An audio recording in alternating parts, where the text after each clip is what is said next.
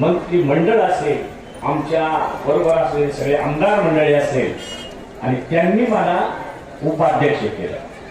उपाध्यक्ष केल्यानंतर सरकार उलट पालट झालं.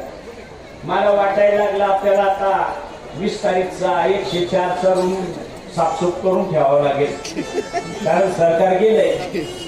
आता सुरुचीचं निवास जाईल, झाडझूड करायला लागली, धुवायला लावलं.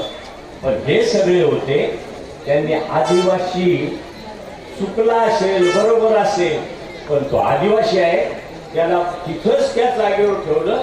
प्रत्येकाला एक धास्ती होती का आता यांना काढते, झिरवाळ आता उपाध्यक्ष पदावर काढते.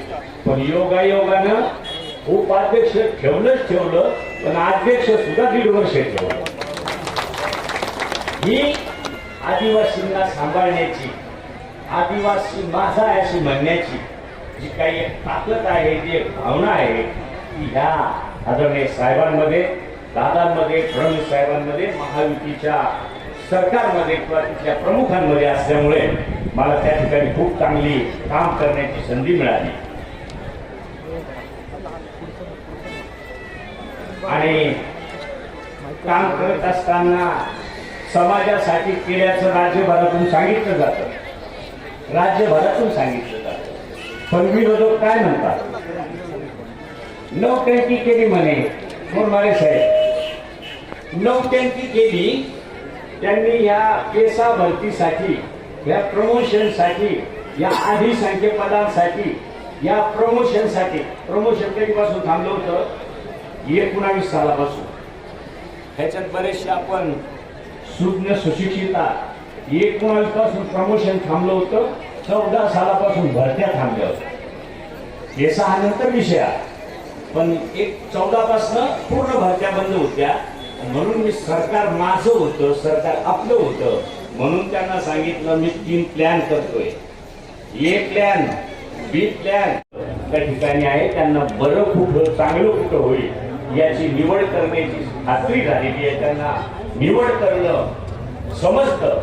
आणि म्हणून साठी माझी विनंती आहे, आपण आदरणीय दादांच्या नेतृत्वात जे काही सरकार किंवा एकनाथ शिंदे साहेबांच्या नेतृत्वात, फडणवीस साहेबांच्या नेतृत्वात आणि ह्या सगळ्या मंत्रिमंडळाच्या आधिपत्याखाली जे काही सरकारचे 2.5 वर्ष आपण बघितले, खूप चांगले निर्णय घेतले, खूपच चांगले निर्णय घेतले. आता साहेबांनी सांगितलं, प्रचार मागच्या वेळेला काय गेला, आदिवासींचं रिझर्वेशन काढणार आहे, संविधान बदलणार आहे. अहो, संविधान बदलायला तिथं आमच्याच मूलभूताई आहे, त्या आदिवासीचा आहे, त्या कशा बदलून घेतली.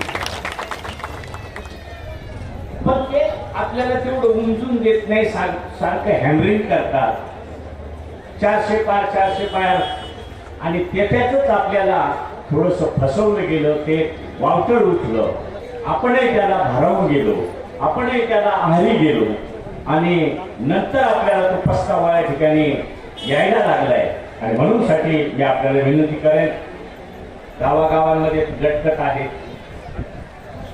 पण आपला सर्व गटगट हे स्थानिक बांधावरचं असेल, ग्रामपंचायतचा असेल, अंगणवाडी भरतीचा असेल, रेशन दुकानाचा किंवा शिंफडाचा झाडू किंवा पूर्वीचे गजरे आता कोणी गरज म्हणून घेत नाही, पण त्याला शोकेस मध्ये ठेवायला म्हणून घेतात.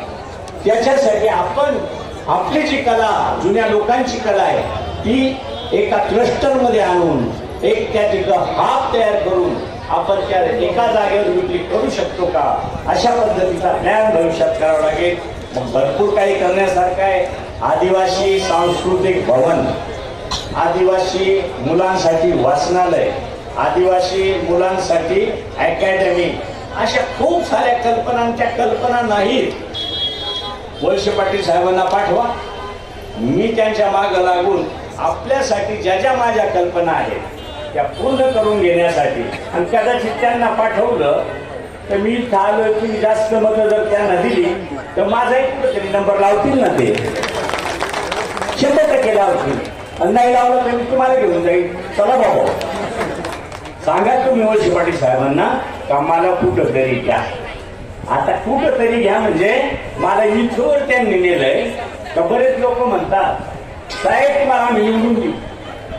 चंद्रपूर मधून सांगतात संघटनेवाले साहेब आम्ही येतो तुम्हाला निवडून द्यायला लावतो जनतेला आणि तुम्हाला आदिवासी विकास मंत्रीच करतो. मी सांगतो का बरं आदिवासी विकास मंत्री? मी आदिवासी आहे म्हणून आदिवासी विकास मंत्री. मी का बरं दुसरं खातं चालवू शकत नाही का? आणि मी राज्य चालवलं 288 आमदारांना चालवलं तर मी एखादं डिपार्टमेंट कोणतंही चालवू शकतो. ही हिंमत कधी मला येईल का जेव्हा आपण वळसे पाटील साहेबांना निवडून देऊ तेव्हा मला त्या ठिकाणी हिंमत येईल. अशा पद्धतीचं मी आवर्जून सांगतो. इथं गेल्यानंतर खूप काही बदल करता येईल.